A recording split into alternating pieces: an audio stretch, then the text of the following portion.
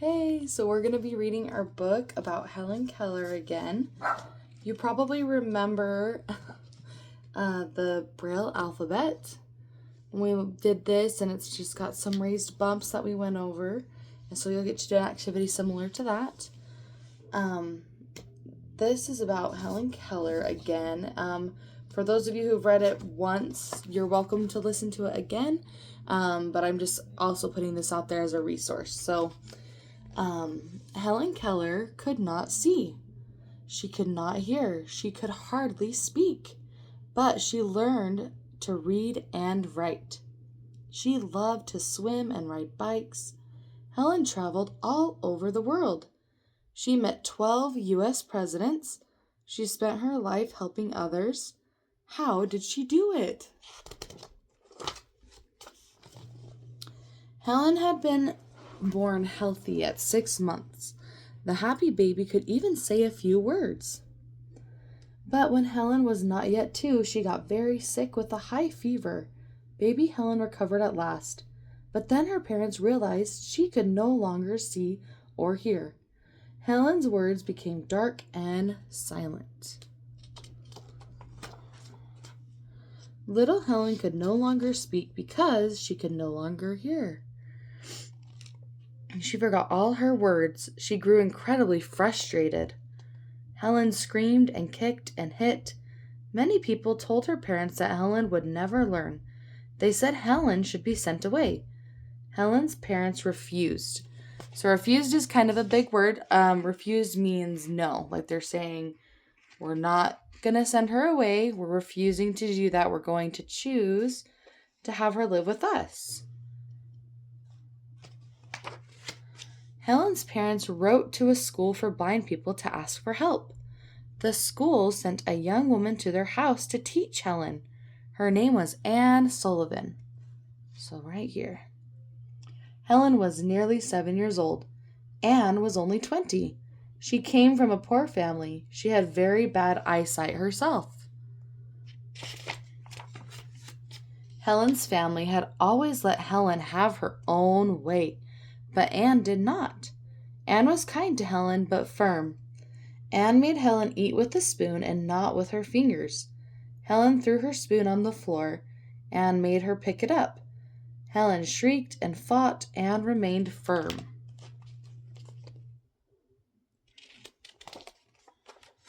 Anne tried to teach Helen to understand words and language. Anne handed Helen a doll, and then with her fingers, Anne spelled doll in Helen's open hand. So remember, we had our hand open, and then they used sign language to spell it. So this is D, so she'd put it in her hand, D, and then Helen would fill it. And then O, remember O, and then they would fill her hand. And then L, and then L again, and D-O-L-L spells doll. And she would fill it, but Helen still wasn't quite sure what Anne was teaching her. Helen did not understand. Anne kept trying. She used perseverance and grit. And then one day it worked. Anne pumped water over Helen's hand. Anne spelled out water, W, right here, W-A-T-E-R. In a flash, Helen understood what Anne was trying to teach her. Helen realized that Anne's fingers spelled words that named things. She zoomed, which means she went really quickly from one place to another, from one object to another object.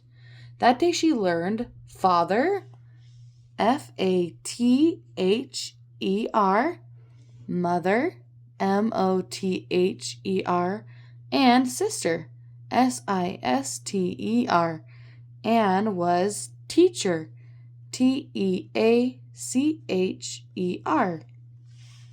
Then Helen learned to read by touching raised dots on a page. Helen was the first blind and deaf person to learn to read. Newspapers printed stories about Helen and Anne. The two became famous. Helen's world was now a happy place. Helen was a brilliant student, and Anne was a brilliant teacher. and lived at their home for years. Helen learned to read lips. So it'll show us at the very end a picture of her doing that. Helen got into Radcliffe College and went with her to help her. While still in college, Helen wrote a book about her life. After college, Helen kept writing. So this is them in a class. This is their teacher. And Anne is helping her in college learn.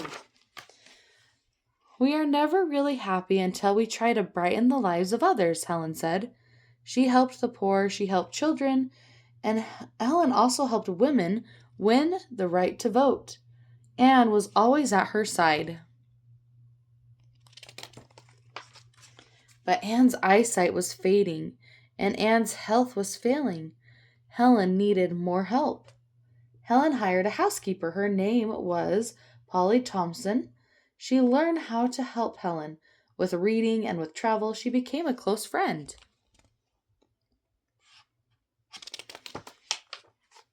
For years, the three of them lived together.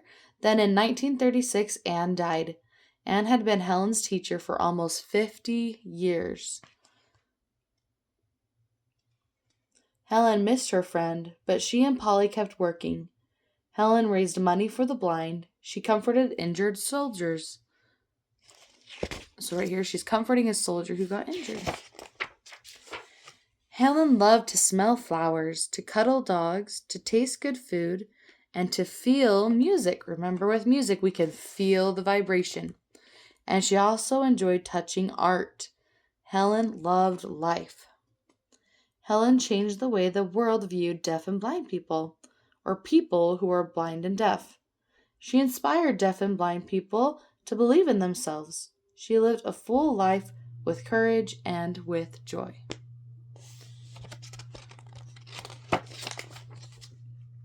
All right, so this is Helen right here as a young girl with her teacher, and she's filling her face. This is Helen graduating from Radcliffe College. And then this is Polly Thompson, who came to work with Helen and with Anne. So right here, standing up, that's Polly Thompson. This is Helen. And then down here, it shows her meeting one of the presidents. And that is JFK, or John F. Kennedy. Over here, it shows her reading with Braille. So you can see her putting her finger on the words to try to read the raised bumps. And then she liked to do art. So she's filling a sculpture here. And then right here, she's playing chess. I don't know if any of you know how to play chess, but now would be a great time to learn over break if you know someone in your family who knows how to play. And then this is the part I was talking to you about, is how she used to read mouths. So she would fill her face like this, and as people were talking, she could feel what they were saying and then connect that into her brain. So Helen was very, very intelligent. So even though her eyes are open, I've had some girls ask me, but her eyes are open so she can see. So just because our eyes are open, that doesn't mean that we can always see. The high fever, when she was really sick, it caused her eyesight to not work as well. And so she wasn't able to see. But just because she couldn't see doesn't mean that her eyes are just closed all the time. Her eyes might be open, but it's still dark, if that makes sense. I know it's confusing, but I just want you to know that it's a great place to belong with your family. It's great to be able to belong at the clubhouse, the library, at school, with your friends. And it's good to be unique and to be ourselves. Always be yourself. So go ahead and do that really fun activity with the raised, I have it over here. Okay, right here. With the raised bumps.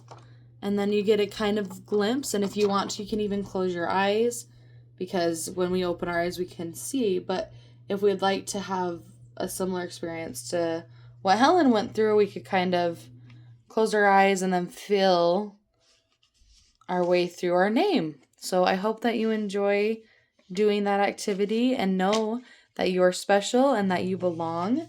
And I hope you have a lovely day. Bye.